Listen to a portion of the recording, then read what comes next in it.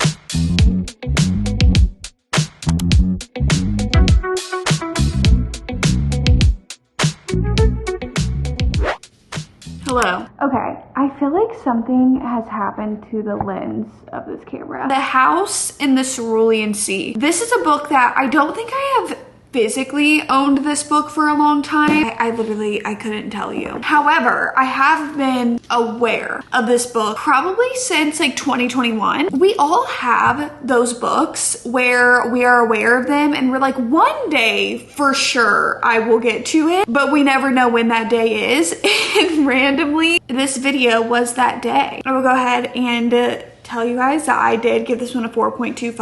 I feel like I kind of have been in a little bit of a mini book slump because I finished it last night. I was gonna dive into another book and I was like, no, I can't. I'll just start another one tomorrow. And then today I've had a hard time starting another book because I just keep thinking about this one. I feel like in a weird way, it was one of the most perfect summer reads that was a little bit different, but still gave you that really good summery vibe. It's so cozy in a way that I feel like you could read it in any season, but it just really stands out for the summer. Yes, also because it takes place on an island and like it's a very cozy island, greenery, gardeny aesthetic. The characters themselves just feel like a warm hug. The progression of the story and then the progression of every single character is the most heart-melting thing I've ever experienced in my life. Like they are just, you are going to get emotionally attached to them and you just can't help it. I love every single character the sweetest time. And it was kind of low stake. You're following Linus, and he is basically going to the house to kind of just like make sure everything is working okay. You know, he's very dedicated to the job, how it's supposed to be done. He literally carries around the rule book with him, and he reads it like every single night. He knows it by heart. And slowly every character in the story just kind of like breaks through that mentality that he has, and he kind of starts to see the truth in something. Every single character, like all of the kids in this book, like the kid characters, they were genuinely like, I teared up. Multiple moments I teared up. It's just the sweetest book. I feel like the messaging of it as well is just so important and so good. I really enjoyed this one. The House on the Cerulean Sea, if you haven't picked it up yet, pick it up, okay? It's a good summer read. It's a good little, I feel like too, it is a good summer book to pick up that doesn't feel traditionally summery. The House on the Cerulean Sea, gotta love it.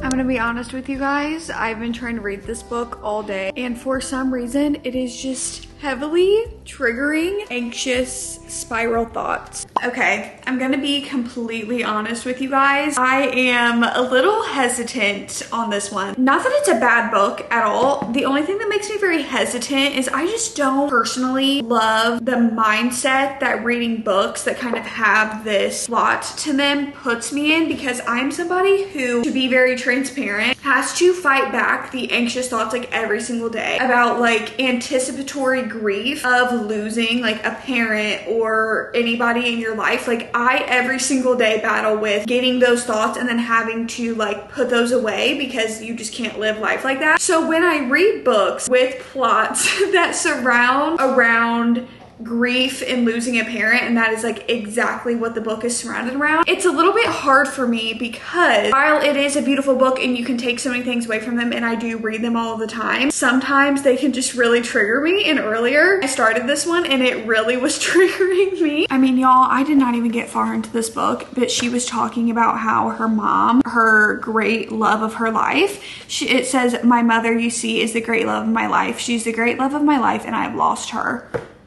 This is on page 3. And I'm sitting here and I'm like, am I emotionally strong enough for this? I don't know if the answer is yes. I'm going to keep pushing on though, because that really has nothing to do with the actual like quality of the book. Will I be finishing the book, or will the book finish me? Jury's still out on that one. But this one, it fits into our video because it literally has the word summer in the title. I'm going to try to read some more of One Italian Summer, and maybe try to watch a movie or TV show that will make me really happy. That way I don't get anticipatory grief and get very sad and cry myself to sleep, because that is something that I've done on multiple occasions. We are retiring for the night. I'm gonna go do my face wash and stuff and read in bed, and Charlie is following me around because she is so ready to go to sleep. Oh, someone is ready for bed. It may look like I'm already ready for bed. This is just what pregnancy clothing looks like for me at the moment. I'm about to get ready for bed and then come back to you guys for some nighttime reading. Ready? It doesn't look any different, but I did do my night routine and now we're settling in. I have a full water jug. I've got my book. I'm either going to just simply read myself to sleep, or I'm going to read myself to sleep with like a side of crying, because this book has got me from literally the very beginning. Just the way that our main character is written to kind of like speak about her mom, and the way that other people viewed her mom, I'm like, okay. But also this quote in the beginning from Lorelai Gilmore, and if you guys don't know, I love Gilmore Girls. I love that show. I love the mother-daughter dynamic of that show. And this specific little quote, if you guys have seen like this scene from the show, it just really hits. It hits. And so this set the tone the whole entire book. All I have to say is thank God this is not a long book, because I don't think I could take a long book of us doing this. Okay, I'm gonna do it. I'm gonna read. Here's to reading. Also lately, I just have not been getting good sleep because I just can't get comfortable like for the life of me. So if I don't get far into this book, you literally can't blame me. You can't blame me because I try to get sleep wherever I can. And last night I got 4 hours of sleep and I stayed up till 5 o'clock in the morning. So there's that. Okay, let's start reading.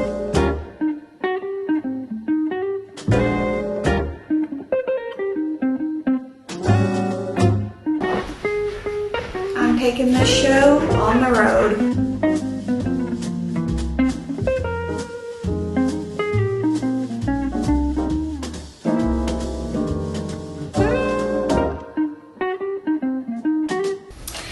We're taking this reading vlog to Tennessee, and I want to say a huge thank you to Away for sponsoring this portion of today's video because we have our luggage right here. I did something that is completely unheard of for me, and that is that I packed for an entire weekend within one suitcase, and Away was able to make that possible. As you guys can see, I have brought my two favorite pieces of Away luggage. This is the bigger carry-on and salt white glossy. This is her. This is the large feather light crossbody, also in salt white. Who doesn't love a matching moment with their luggage? And I don't have to worry about the quality at all when traveling with Away. They think of everything. First of all, I was able to pack for an entire weekend in just one carry-on because Away makes the most out of their luggage and their storage space. They have so many different storage compartments with their signature patented interior compression system that has double buckle compression, which I definitely put to good use, and thoughtful interior pockets. Depending on whether it was me or Isaac pushing the suitcase around, it has two different height settings depending on which one of us is deciding to push this thing around. My belongings are always secure and safe thanks to the TSA approved combination lock. Also, it is super easy for me to manage. As you can see, it is absolutely gliding like a dream, and that is thanks to their 360 spinner wheels. And that's on anything because there is some rough pavement out here and this glides like a dream. There's also an underside handle right here to make carrying this as easy as possible, especially when getting it from baggage claim, or in my case, getting it in and out of the car. And you don't have to worry about quality because the Away suitcase goes through a rigorous process of a 30+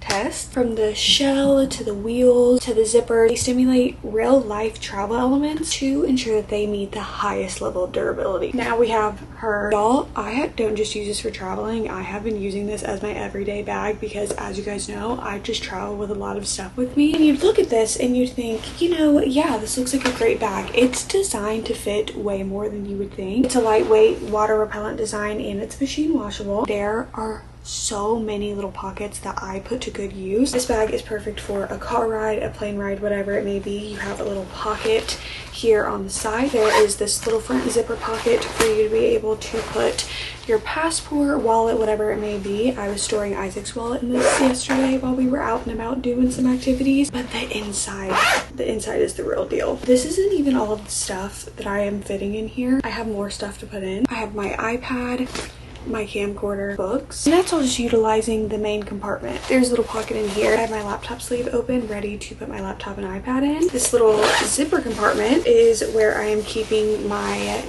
cameras and chargers. I have my laptop charger right here, and all of this fits back in like a dream. And I'm gonna be adding more stuff to put in there, like snacks, my laptop right here on the adjustable strap. I usually wear the bag like this, but you can expand it and make it into a crossbody bag. On that right here, there's a little pocket where I keep my headphones. So if you guys are interested in leveling up your travel game for this summer, you guys can visit the link down in my description or scan the QR code that is up on the screen to get 10% off. I'm telling you guys, the quality has been absolutely life-changing for my travel game, and I'm absolutely in love, and this is my new go-to travel bag whenever we're going anywhere. So again, visit the link down in the description, scan the QR code to get 10% off, and thank you so much to Away for sponsoring this portion of today's video.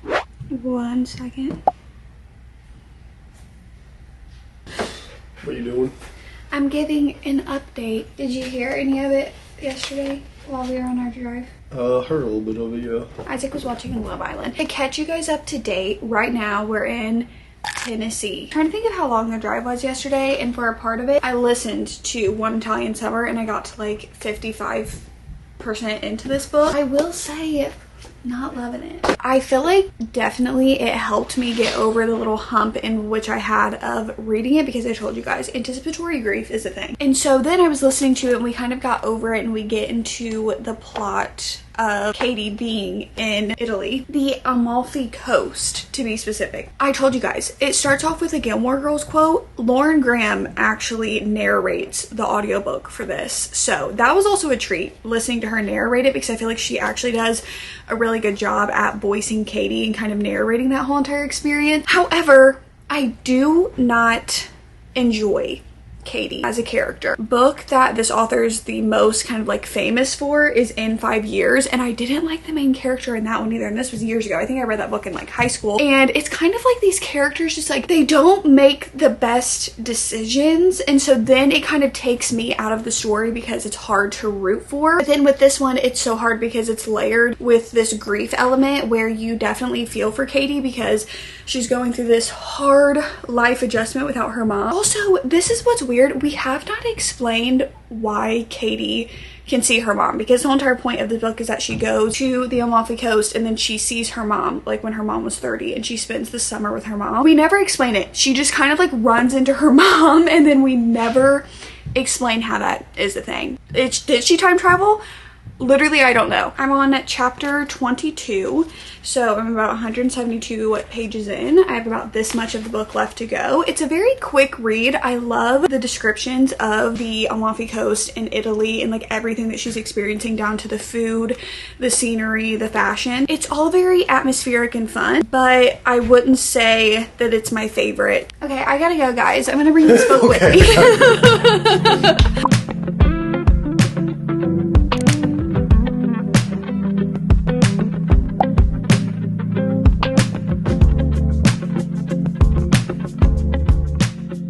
A little bit of an update. We're actually leaving the cabin right now. Everybody's packed up, but you know, I'm packed. I'm ready to go. I have that anxious brain. Thought that I would sit down and tell you guys about the book that I finished while we were in Tennessee. Finished this yesterday while everybody else was jet skiing. I was sitting and reading my book. I have to say, I did end up giving this book a 2.5 stars. There was just something in this story missing. Well, there were multiple things. I did not like our main character, Katie. I did not like the actions that she makes and the moves that she makes, and then kind of the way that she justifies them. It was just messy, especially because of some of the things that happen at the very end of the book, and you're just like, I cannot believe that these things are just gonna get brushed under the rug. It was crazy. I feel like the way that she goes about her marriage and her husband in this book was just, I don't know, it was a little off-putting for me. I do want to say what I did like about this book and what I feel like could reach a lot of people, and that is the mother-daughter element of this book, because obviously in this book the main thing that Katie is grappling with and struggling with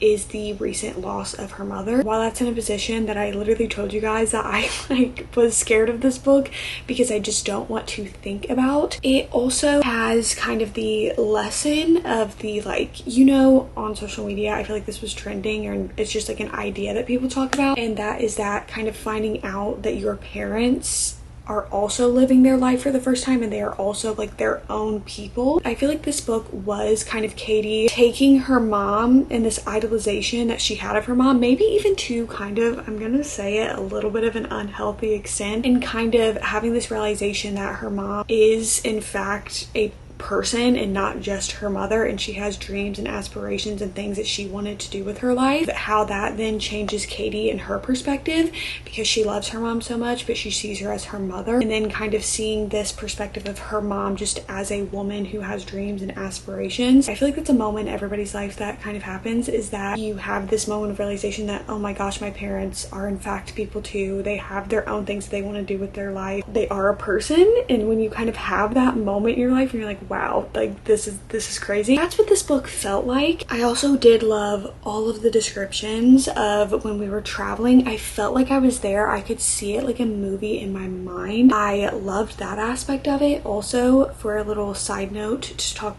about the audiobook, I feel like Lauren Graham did a really good job with the narration of the story. So if you want to audiobook this one, I would also recommend that. The reason that I just didn't like it was because, like I said, I did not enjoy Katie's character.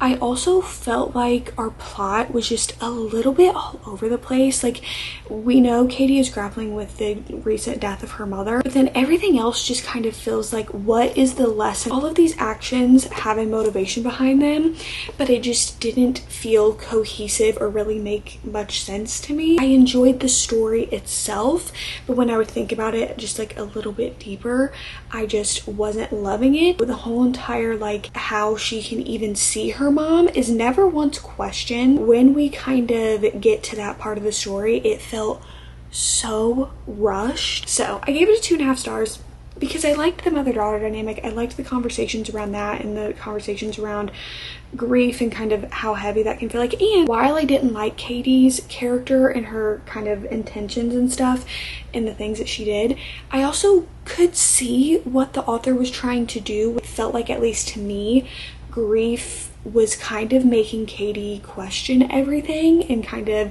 you know, she needed a little bit of a break from reality. So that made sense. I just didn't love it. However, I would say it's a good summer read, and also I'd always see potential, unless the book is like literally awful terrible, I always see the potential in others enjoying it because you could also relate to certain aspects more than I could, because even though I do try to take myself out of it, sometimes there are just things about your personal relation of like maybe thoughts or something that can take you in or out of a book.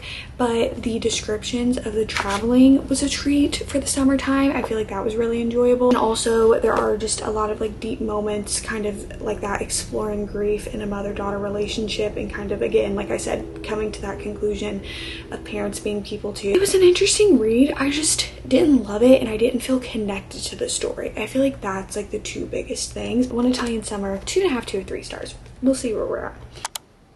What are you doing? You want to come up here and sit? Do you want to come up here and sit? Hello everybody. Time for the next book in today's video. The next book that we're reading to give, you know, summer vibes. Do I know if this book necessarily is going to be extremely summery? No. Are we reading it anyway? Because I do feel like it's going to give a little bit of a summer vibe and the cover is cute. Yeah. Also, because I do feel like all of my anticipated summer romances I have read. And also trying to get some books off the physical TBR. So we are reading The Love of My Afterlife. This had its moment last year around the summertime. So we're picking it up a year later. I'm going to start off my reading on the physical copy. But then if I get tired and get lazy, I am going to switch over to my Kindle. I also am reading it through Libby right now. I've been liking to go back and forth. Been really enjoying reading physical books, but of course at night or when I'm laying down or if I'm just like going somewhere, I like taking my Kindle with me. This just in, physical books. Physical books are in, everybody. What this book is about is basically we have Delphi. She dies. She goes to the afterlife and basically she's granted this second chance to fall in love with this guy, right? She sees this guy in the afterlife. She's offered a deal which she can return to Earth and can reconnect with the mysterious man. She jumps at the opportunity to find her possible soulmate in a fresh start. Last ended off on page 40. I am just going to go ahead and completely restart from the beginning with this book. But from what I can remember 40 pages in, I put it down because, you know, when some books are quirky and fun, I enjoy that. I like a good quirky and fun book. Quirky and fun authors that come to mind, Catherine Center and Allie Hazelwood, I put them kind of in that category. Kind of a quirky, fun read. But this one, it was like a little much. I'm interested to revisit it a year later.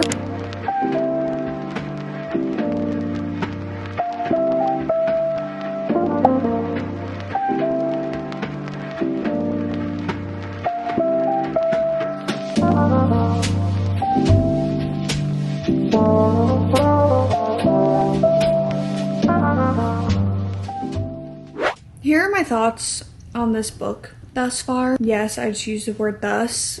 I don't know. I'm a little confused based off of my knowledge on my expertise, if you will, in the romance genre. I don't know what to think because our main character meets this guy in the afterlife, but then there's like another guy that kind of pops up and I'm like, what is going on here? But what does this mean? What are we doing? Honestly, it's fun. It's quirky. It's fun. Excited to see where this could possibly go.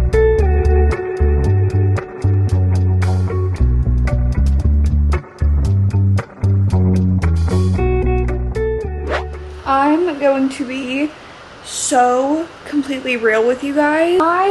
Where did this book just go? Also, I lost my tripod. I literally can't remember where I put it. It's behind me, isn't it? This book right here, chapter 20, which is page 141. I have really been trying to get through it, and it's like I'm having this argument with myself and my brain. And here's what I want to tell you guys the argument it is. Half of my brain is constantly cringing, and then the other half of my brain is like, just have fun. And I'm like, I want to have fun, but the cringe is getting in the way for me. Completely me personally. Some of the things that are going on in this book, or even just like some of the action. I just read this one part where she goes to this drawing class, and I like the thought behind her going to the drawing class, because our main character has some deep trauma that I feel like maybe she hasn't really explored, and I really honestly hope we see her kind of have this realization of, you know, the trauma that she's been through. I'm sure we will, because honestly this book is playing out kind of almost like a, I don't know, like one of those just like quirky rom-coms that you kind of watch with like this. Like you're kind of watching and you're like, and you may like double tap to skip 15 seconds and you're like, oh, it's still cringy, and you're like this, but you watch the whole thing because it's entertaining and it's better than like, I don't know, scrolling on social media. Maybe that was too niche and specific. Terrible angle. Life without a tripod is just not worth it. Not period. not period. Like, not like life is not worth it. I don't know what I'm actually trying to say. Charlie's moving closer to me. This is good news. And good news, Charlie is snuggled up with me, which is a rare occurrence, but she did get groomed today, so she got a haircut. And usually when her hair is a little bit shorter, as it needs to be in the summertime, she's like, I'll cuddle up, especially if you got that fan on, I'll cuddle up. Anyway, as I was ranting, because that's truly what it is, except I kind of forgot, I feel like I've been getting really hydrated lately. So the vibes of this book are honestly kind of, I feel like it has these moments on purpose where like our main character will do something and then it's just like hit with this really embarrassing moment, but it's meant to be embarrassing, but it's just cringing me out so bad. I'll be like, oh, this is cute. And like, this is fun. This is fun. I'm having a good time. And then boom, I'm like, what are we doing? You know, like why? So that's where I'm at with it right now. I wouldn't say I'm really loving this book at all. I feel like I'm just kind of reading it. It's not terrible though. See, this is like such a hard emotion to have for the book, because I just am like, would anybody else cringe at this? Am I just being a Debbie Downer? Like, do I just need to have more fun with this book? But I'm trying, like, and there are parts where I'm enjoying it and I'm like putting that to the back of my head, but specifically this scene that I just finished where she's at this drawing class, I'm like, it's almost like, you know, like when somebody's like, that was a tough watch, which is probably a lot of my videos, like you finish them or you're watching parts of them, you're like, that was a tough watch, you know. And I know I edit them, okay, no hard feeling. I'm aware that I can be insufferable and annoying. Unfortunately, how do I fix it? Don't actually tell me. That's not an invite for mean comments. Don't do it. Should I just be having more fun?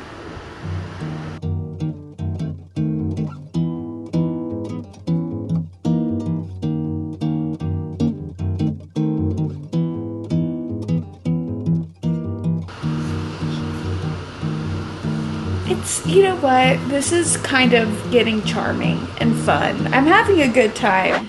Can I pull you guys for a chat?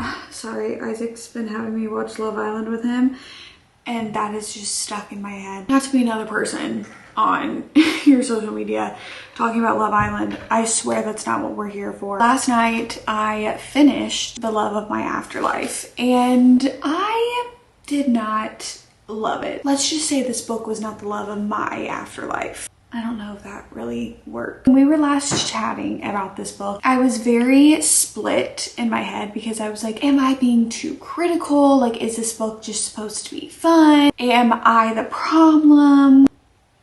Things along those lines. And I will say that, yeah, that is also probably true. However, I feel like I have read books where I've been like, you know what? Like, is this a little cringe? Yeah, but it's fun, so who cares? With this one, it was just an entirely new level of cringe for me. Like, I was just cringing, but I was also laughing at certain parts, like the just obscurity. What does obscurity mean? No. What is the word that I'm looking for that also starts with O? Okay, so that doesn't start with O, that starts with A. Well, I was meaning just how absurd certain things were getting. I kind of see what the book was trying to do though. Like I see that it was trying to almost be this just like very quirky, kind of really out there, because the premise itself of like, she goes to the afterlife. There's this very quirky woman, therapist lady that she meets there.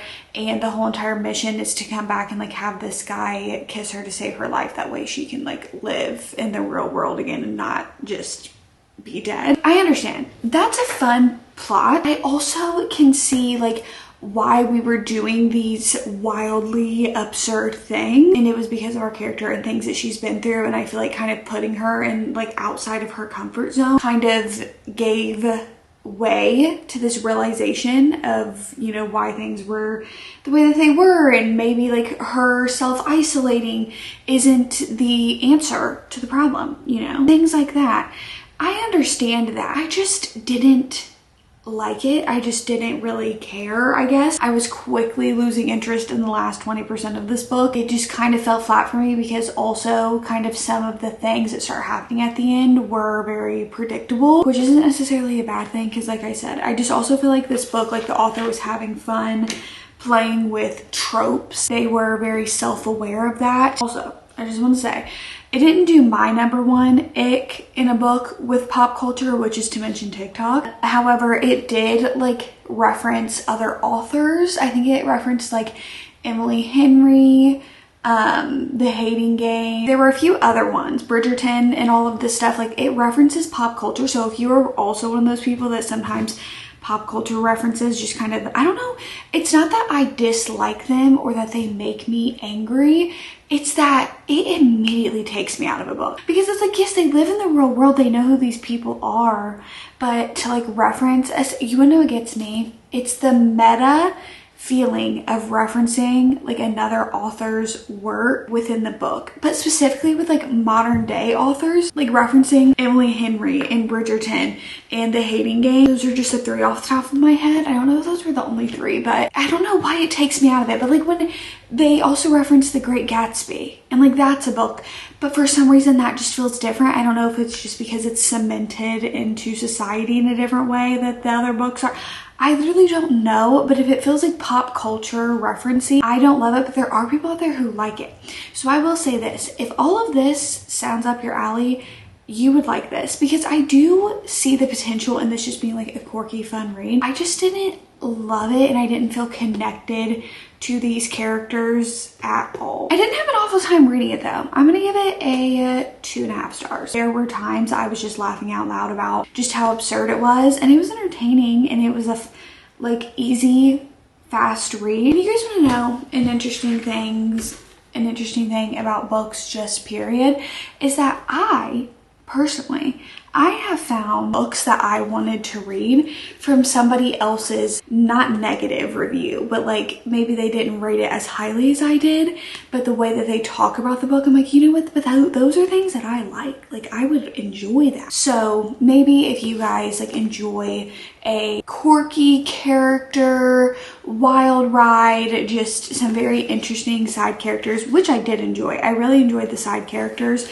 Like the cast of characters were fun. I just don't know. This isn't a book that I would come back to in my mind to think about. Yeah, I guess that's how we'll put it.